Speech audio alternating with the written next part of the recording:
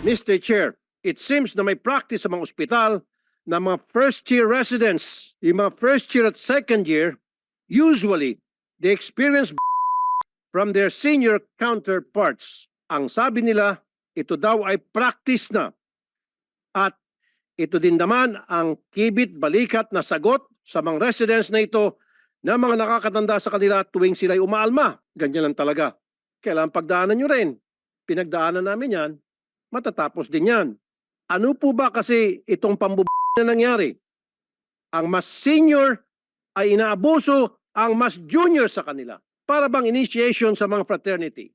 Halimbawa na lang, pinambibili ng personal na gamit, merienda at pamalengke ng mga seniors. Bumibili ng grocery para sa pantry out of their own pockets. Sinusundo ang kanilang consultant